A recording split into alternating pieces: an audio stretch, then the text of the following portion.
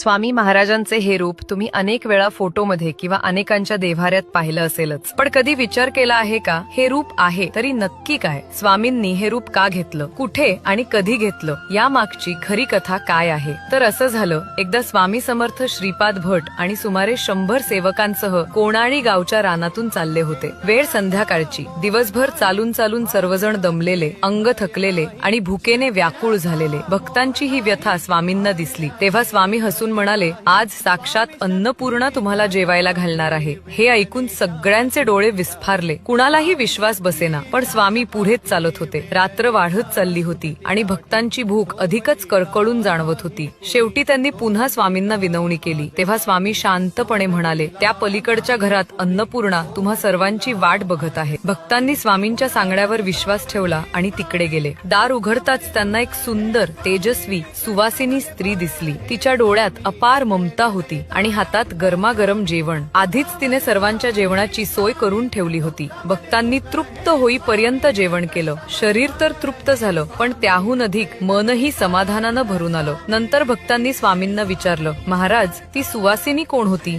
स्वामी समर्थ मंद हसले आणि म्हणाले, ती दुसरी कोणी नसून माता अन्नपूर्णाच होती. तुम्हाला जेवायला घालण्यासाठी ती माझ्याच रूपातून प्रकट झाली होती. म्हणूनच स्वामी समर्थांना अनेक भक्त स्वामी आई म्हणूनही हाक मारतात. भक्त जेव्हा आई म्हणून हाक देतात तेव्हा स्वामी खऱ्या आई वडिलांसारखे धावून जातात. म्हणूनच त्यांना सर्वव्यापी, सर्व गुणसंपन्न आणि अन्नपूर्णेच्या मूर्तिमंत रूपात मानलं जातं.